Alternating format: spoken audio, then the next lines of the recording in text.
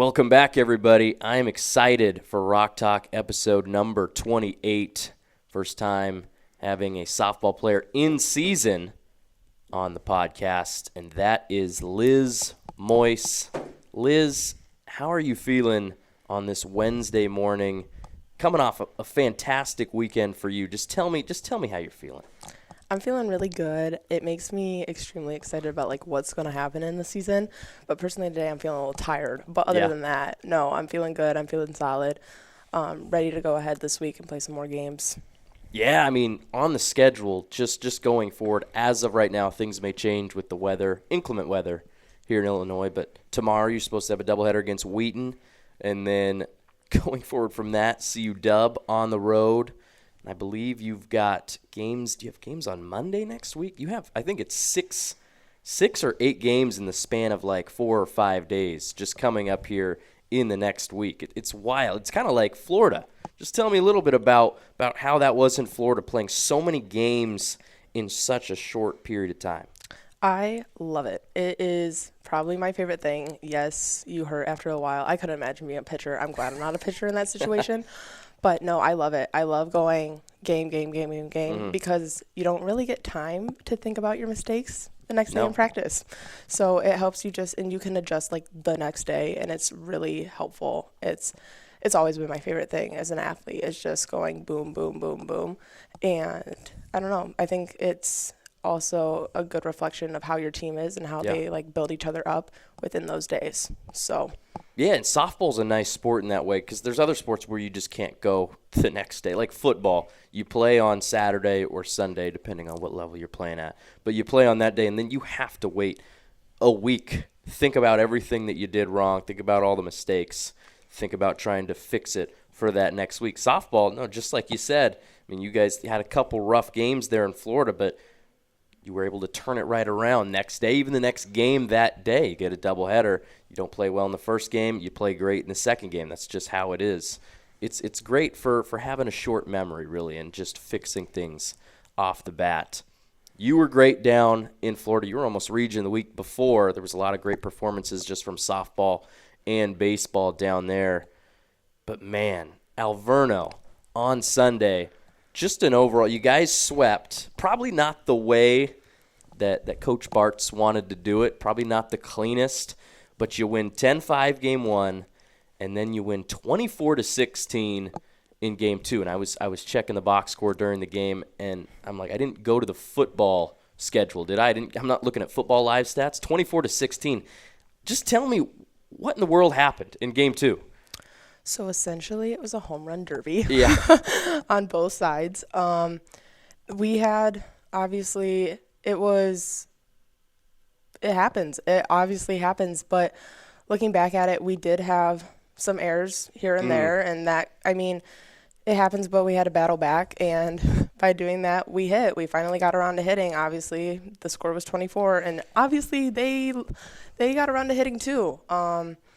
And they really just started barreling up the pitches, and that happens. I mean, it happened on our side too, but they're a very good hitting team. This being my first year, I had no idea what to expect from Alverno. I heard things saying that they aren't the best. I heard things saying that they're a good hitting team, and I had no expectations. This is not how I thought that game was going to go. I had no clue what to expect. But, yeah, obviously high scores. We were hitting the ball. Yeah, 24 runs. You were hitting the ball. Yep. So we hit the crap out of the ball. And as I said, so did they. They had a few home runs. We had a few home runs. And, yeah, at the end of the day, it just who hit more, I guess.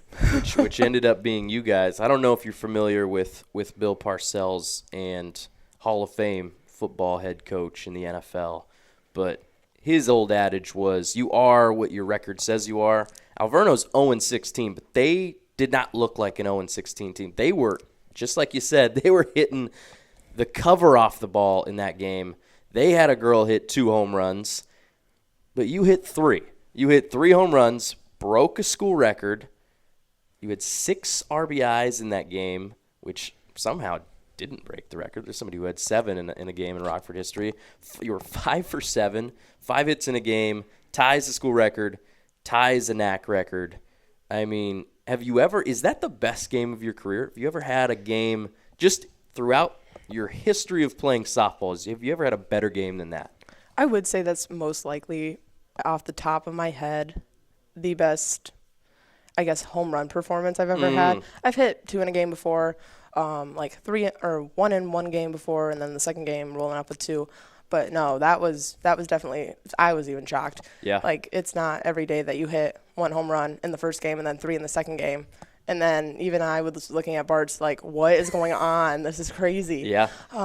But no, that was definitely because even on the 2, I didn't necessarily get on base. I was still making hard contact. And yeah, so I would say the short answer is yes. That was definitely probably the most, I guess, shocking game for me. So yeah, and I went back and I watched all of your home runs, and it wasn't like you're hitting pop-ups that are barely getting over the fence. Those things were line drives that were getting out in a hurry and still going up as they were going over the fence. It was wild to see. Just synergy, I could say, between the bat and the ball. What were you thinking? And I have to ask this because in my lifetime, played baseball up through high school my entire life, and I hit 1 home run over the fence in my career. So I only ever got to hit after a home run 1 time. When I went back up there, I want to hit another one. You've hit a lot more than me.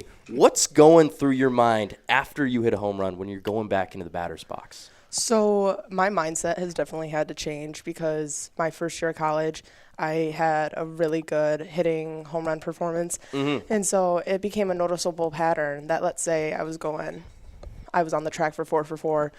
I would suddenly, that next at bat right after a home run, I was swinging at everything. Because I wanted to go over the fence so bad. Yeah. So it just absolutely did not work out for me. Actually, it happened in Florida. I swung at a ball that actually hit the dirt first before it bounced across the plate. Oh, I was there. I remember. Yeah. But that was right after a home run. So it's been a learning process of going up to the plate and just not thinking anything. Okay. I'm someone who overanalyzes. I'm a self-perfectionist, as of a lot of people in our sport. But yeah, after that, it's just make contact. Okay. Or keep your eyes open and look at the ball. That's a common theme for me as well. So, have you gotten better at that, just not being so, I want to hit it over the fence again every time you go back in the box? Yes. And it helps, too, having a team that can hit with me. I love being on the team I am. I absolutely love the abilities of every single person and having confidence that they're going to go up after me and hit the ball, too. I just have so much confidence in our team, and it's not that I didn't last year. It's just that the skills were obviously just a little bit different than the year right now that I'm in. But no, so mindset is definitely shifted, and it's helped me get the outcomes that I have had. Yeah, I mean, there's a bunch of bats in your lineup. It's a great group, just a good group to hang around. But in that game, you had 3 of the 6 home runs that you guys hit. Brooklyn had 1, and then she had another one that was halfway up the wall. Could have had 2 very easily. Liv had 2 and 6 RBIs. It was just, and then go to Alverno's side, they had 4 as well. So 10 total in game 2 of that doubleheader. There was 36 total hits. So I'm guessing there's pitching coaches around the country and probably around the world that are dropping to their knees right now. Just in anguish. Not a great pitching performance from either side, but the bats were going. Let's get to you a little bit. And I wanted to ask you this. We briefly mentioned it before we went on air, but you're from Oregon, Illinois, and having had my home state confused with that very town multiple times, I just gonna need a rundown from you. Tell me a little bit about Oregon, Illinois.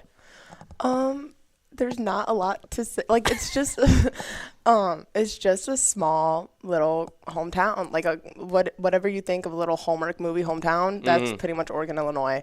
And Christmas shops, stuff like that. Sometimes, depends. But I will always say it's a good town to grow up in, and it's very popular for people to leave when they're done. Okay. But it is such a good town, I think, to have a childhood, because the high school is small enough where you do kind of know everyone. But on the flip side, if someone finds out something about you, it's spread around the whole school. Now, I don't know. I have a lot of thankfulness to give back to that town and gratefulness due to like teachers and people in the community. That's what it is. It's a big community where a lot of people know who you are, and it's one of those things that it's very helpful for people who want to succeed, because a lot of people who you don't even know have your back. Yeah, it's always nice to live in a small community, and just doing a little bit of research on my own. Just a little less than 4,000 people that live in Oregon, Illinois. That's kind of the same as where I grew up, just in a little community with a couple thousand people. But it is nice. You feel like you're away from everything. You know everybody around you, and just like you said, it's a tight-knit community. So it's good to hear that you came from a place like that, but now you're on to bigger things. I mean, Rockford, we got what, 150,000 people living in this city? That's a big change. It is a big change. Let's talk a little bit about, because right from Oregon, you went to Sauk Valley Community College, and I just wanted to ask you, what from there what made you a better player playing at Sauk Valley and coming to here? So Sauk Valley, I had to learn a lot about myself. It was more of a laid back program, more of a laid back coaching style. And it kind of made me ask myself, okay, what kind of player do I want to be? Yeah. So I would say that that's something I learned. And another thing I learned is that it was kind of a confidence building year, my freshman year. But then going back on my sophomore year, it was learning that comparison is really that fact of it's a thief of joy. Because trying to compare my stats to freshman year, my sophomore year, absolutely terrible. Like it didn't look the way I wanted it to. And I guess that was some mental challenges, but also something I learned from Sauk is kind of take what you can get. We didn't have the best team in the whole wide world. Not every team can be the best team, right? Correct. But the people I met them for a reason, and they are some of the nicest, coolest people. Like, we were short a couple girls. We had tennis players come and play. Yeah. They had played probably one season ever. At least they could swing something, right? Exactly. But no, they were the kindest, most genuine people, and I think that you kind of got to just roll with it. And that's what I did, and that's what a lot of the girls did on the team at the time. Yeah, I mean, I think it's very wise what you said. Comparison is the thief of joy, and that's exactly right, because you can always compare yourself to somebody or even yourself from years past, and it's never going to measure up to what you want. So you always have to be in the here and now, think about what you're doing right now and where you want to be. That's really wise, and it's great that you live with that kind of thought in your head. Let's pivot a little bit. I've noticed this just watching you play as many times as I have. Your routine stepping into the batter's box. It's a little bit, and correct me if I'm wrong, it's like a bounce on your toes, a shoulder shrug, and a smile. So tell me, how did that come about?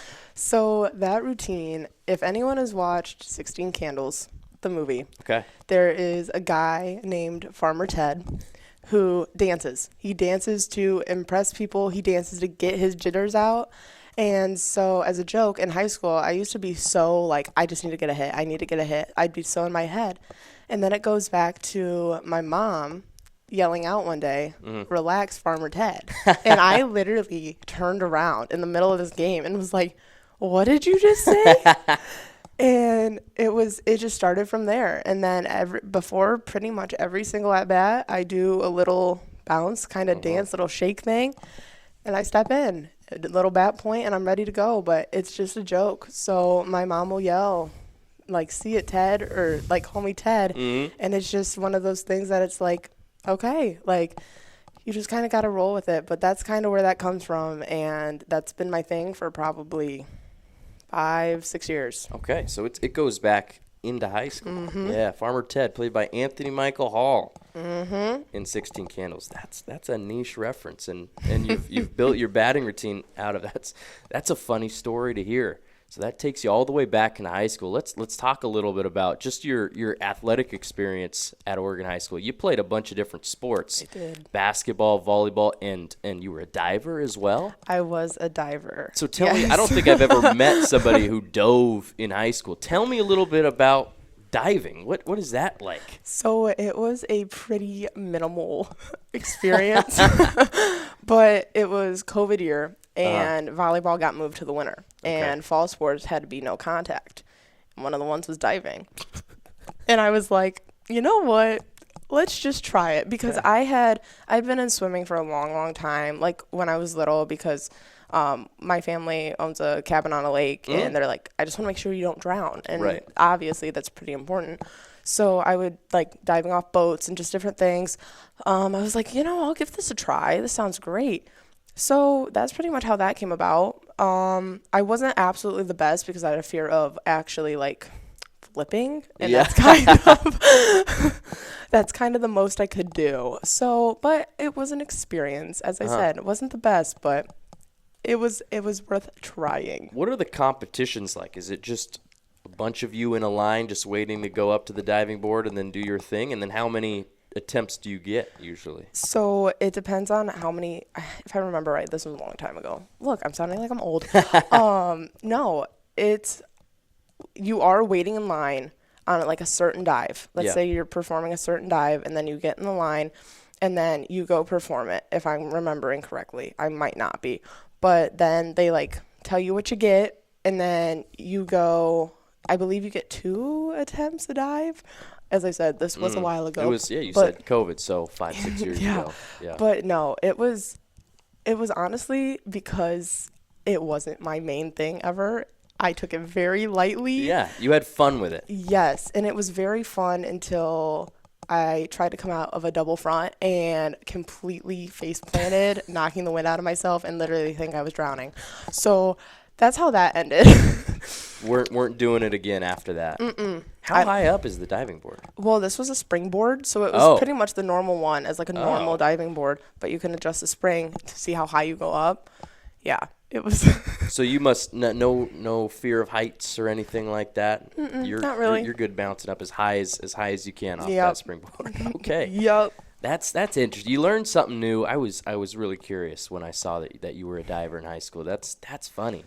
Was softball always your favorite sport your whole life, or was there something else? I will say I loved volleyball. I thought it was so fun, but that's because I didn't play it, travel or anything. Gotcha. It was just the fall, and that was it, like fall up to the beginning of the winter, and I loved it. But it was more so because I had no pressure on myself. I didn't really have any aspirations to go further. Gotcha. But no, I loved it so much. Basketball was my least favorite sport in the whole entire world. Actually, that was. And why? Well, it was just not my favorite. I feel like you're with those people so long. Like in basketball in itself, I think can be a very toxic environment.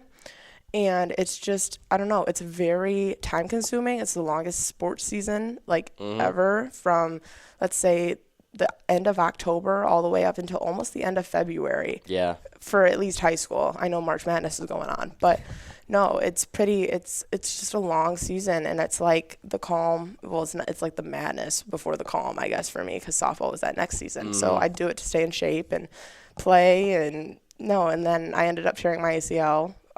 Playing basketball. And so at the end of the day, I was like, okay, so I did all this for nothing. But I mean, there's lessons to be taken on everything. Yeah. But no. So volleyball was definitely my favorite compared to basketball. Gotcha. So. And what were you better at, do you think? Like sports-wise? Yeah. Out of all of them, or just basketball? Just basketball, volleyball. Because you're pretty good at softball. I definitely think volleyball. Okay. Just because it was more fun, and I wanted to be better because I liked it. So. Outside hitter? Middle, actually, because I could jump. But also our tallness, our height, being at such a small school wasn't up to par. Yeah, I was probably the tallest person at 5'7". Okay. So as long as you could jump, you're good. Okay. You're a very good athlete. Just seeing you, and you're a catcher, which a lot of people don't associate athleticism with people who crouch behind the plate. But you could get up and move. You steal bases. I mean, have you always been quick? No. No, I will be so real. It took me a while to.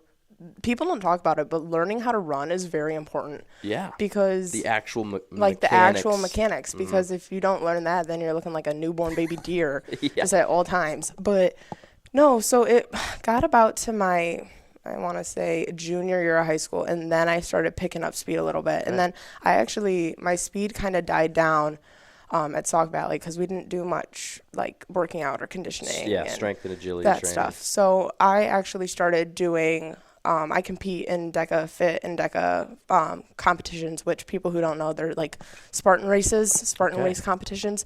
So the conditioning for that is pretty intense, and the speed work for that, and that has paid off this year immensely. Because I just started training probably a year ago for that. So that kind of built up and it's helped me become the speed I am now and just quick on my feet. And that is really a really good benefit that I have seen. So it did take me a while. So Spartan races, tell me a little bit more about that. So the competitions I compete in, they're called DECA competitions. Yeah. There's a DECA Fit, a DECA Mile, and a DECA Strong. Okay. The DECA Fit is a 5K, so 0.31 miles, or 3.1 miles, sorry, divided into 10 different separate groups. So you're going to run 0.3 of a mile, do an exercise. Run 0.3 of a mile, do an exercise. You do that 10 times to obviously make a DECA, 10. Yeah. Same thing with the mile. It's 0.1 of a mile, exercise 10 times. And then DECA Strong is just the exercises. But yeah, so I started doing those a year ago because in Oregon we have a really, really good CrossFit gym. Yeah. And the owner is amazing, so he wanted to train me. He's like, I think you'd be really good at these. And next thing you know, I take home a world championship last. Wow. I didn't know any of this. This is fantastic information. No, last in the winter in Fort Lauderdale. So yeah. It's just a side quest. And what are some examples of the exercises you're doing in between miles? Is it like burpees? So yeah, we actually do burpees at the very, very end with a 30-pound ram. So 30 pounds over your head, back down. So you're doing burpees with 30 pounds. Another thing is like the skier, the rower.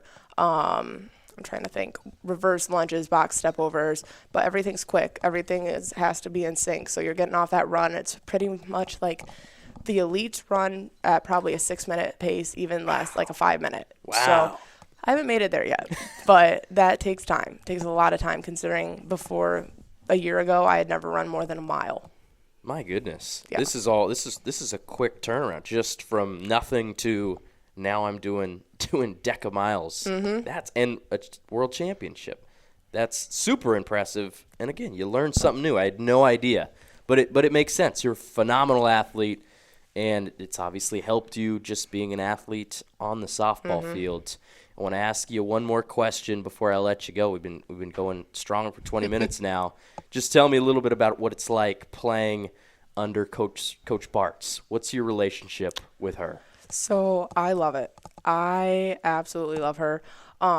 It's definitely a shift. I had never had a female coach before. Wow. So I didn't know what to expect. Your whole life? My whole life. I transferred down to a school in Florida. I had a female coach briefly, and she was great, but it was just kind of intimidating because it was a very stern program. It was a very great program, but it just obviously didn't end up working out. Ended up at Sauk Valley with a male coach. So no, I had never had a female coach nor a female coaching staff in my whole life. I've always been coached by men. But this has been the most, I guess, happy and most, I guess, funny. Like, she's so upfront. She'll be like, Liz, you're so funny. Ego boosted. No, not actually. But it's so awesome because she is so kind. And that is so important. And she believes that family and faith are over, like, the most important things. And, I mean, I have those values as well. And I value that. And I value a coach that's able to really put those out there and kind of set those. But I also enjoy that she always sees so much more than we do, and that I can have open conversations about a lot of things going on. Yeah. So it's just very, very, I guess, not awesome. Well, it is awesome, but I'm trying to, like, it's very comforting knowing that I have that in my corner. Right. And, like, I tell her all the time, I'm like, thank you for believing in me. And she usually comes back with, you just got to believe in yourself, which is true, which is very true. So if you're a great athlete but have no self-confidence or self-worth, then what's the point of being on the field at that point? So it's good having people in my corner who have been able to build me up again after the past few seasons I've had. So and specifically her, I mean, it's great to have somebody in your corner that's done it at this level and at a very high level. I mean, she was a great player here at Rock Valley, and interestingly enough, she was tied with the Rockford record for home runs in a game before you just broke it. She hit 2. I think that was back in 2021. She had 2 home runs in a game. I think it was against Curry College, if I'm not mistaken. But you now have the record with 3 against Alverno. Liz, that's all I got for you. Is there anything else that you want to say while you have a microphone in front of your face?